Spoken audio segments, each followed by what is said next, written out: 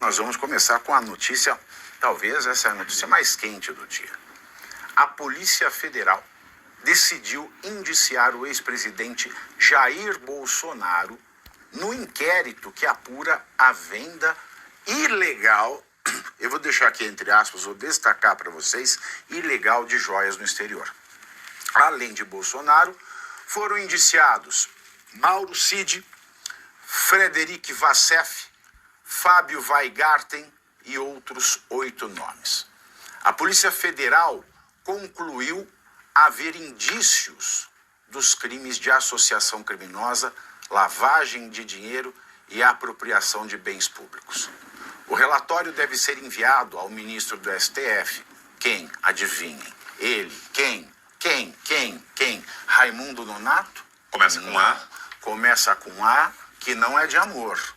Ah, bom. É de aniquilação da ordem jurídica. Alexandre de Moraes, e depois será compartilhado com a PGR, Procuradoria-Geral da União. Em postagem no X, o senador Flávio Bolsonaro disse que, aspas para o senador, a perseguição a Bolsonaro é declarada e descarada. Alguém ganha um presente, uma comissão de servidores públicos decide que ele é seu, o TCU questiona e o presente é devolvido à União. Não há dano ao erário. Aí o grupo de policiais federais, declarados a dedo, escalados a dedo para a missão, indicia a pessoa. Fecho aspas. Outros aliados de Bolsonaro, como o presidente do PL, Valdemar Costa Neto, também criticaram a decisão da Polícia Federal. Meus queridos, eu vou pedir paciência de vocês um segundo, porque eu lembro quando esta notícia começou a tomar corpo, foi no dia 7 ou 8 de agosto do ano passado, né, salvo engano, eu lembro quando isso estourou, e isso já seria um motivo de uma prisão preventiva do presidente, e graças ao bom Deus isso não aconteceu. Mas eu quero explicar para vocês as mentiras dessa notícia, para que a gente possa debater. Para que a gente possa debater.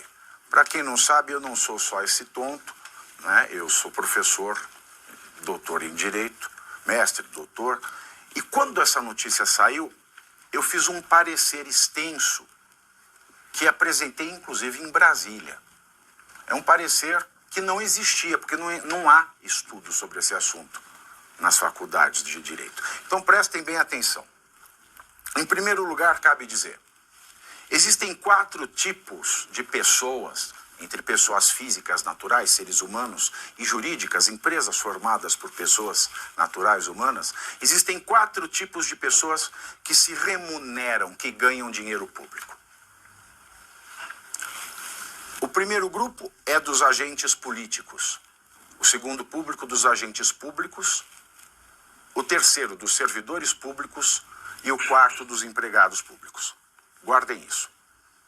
Que são remunerados, não beneficiário de bolsa, etc.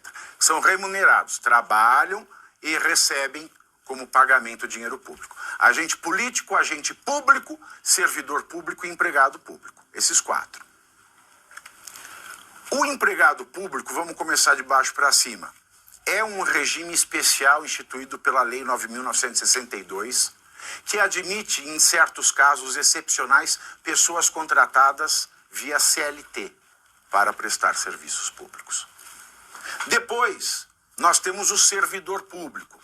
E existe uma legislação da década de 90 que regula como funciona a vida de um servidor público, desse empregado público que não é CLTista.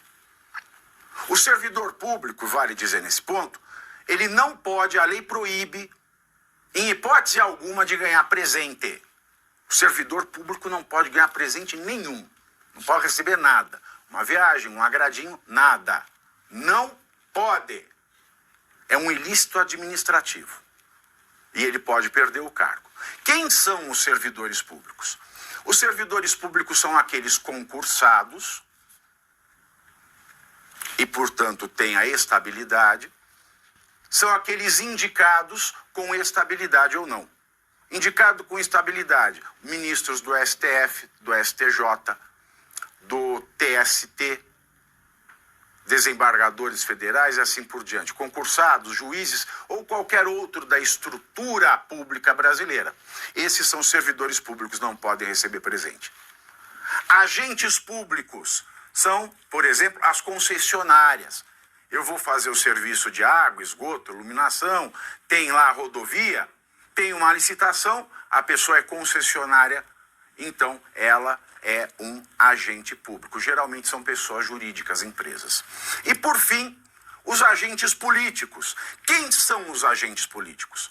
Os agentes políticos são aqueles que são remunerados com dinheiro público e que são eleitos pelo povo e têm o seu período marcado pela transitoriedade, ou seja, o mandato tem começo e fim, que é o caso do presidente da República. Então, um agente político, conforme a Constituição, não é um servidor público. O servidor público é proibido de receber qualquer presente. O agente político, não.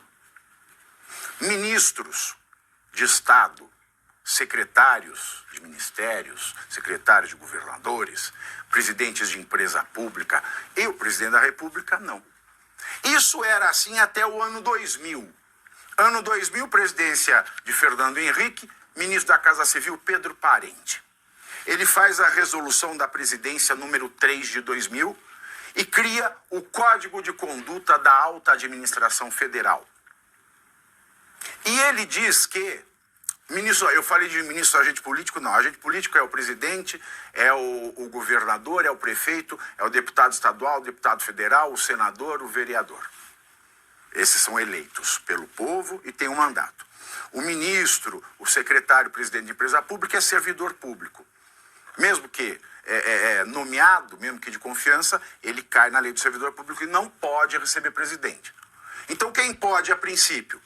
Presidente, governador, prefeito, vereador, deputado estadual, deputado federal e senador. Tá claro isso? Eu quero que todo mundo tenha isso bem claro para entender a mentira dessa notícia e a injustiça dessa ação.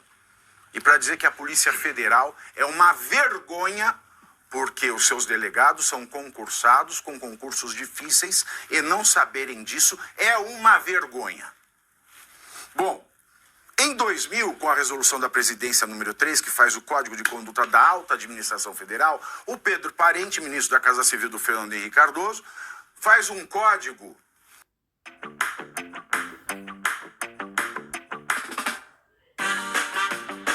Fernando Henrique Cardoso, faz um código que estabelece algumas hipóteses em que ministros, secretários e presidentes de empresas públicas possam receber presente.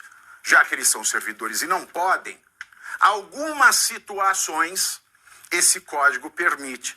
E está nesse código, portanto, nessa resolução 3 de 2000, a hipótese em que ministro, secretário, presidente de empresa pública, os altos executivos da administração federal, podem receber presentes.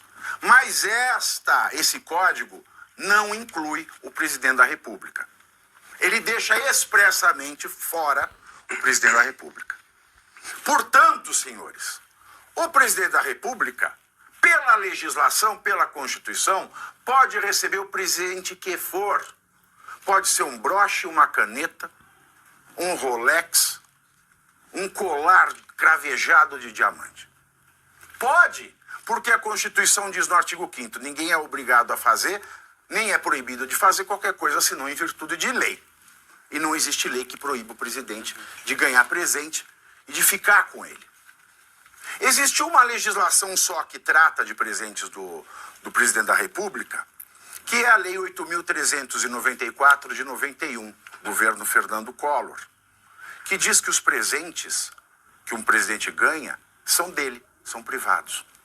Não é do público. Essa lei diz isso. Mas existem alguns presentes que são de interesse público. E interesse público não é bem público. O público pode, a União pode se interessar, mas não é dela, é do presidente.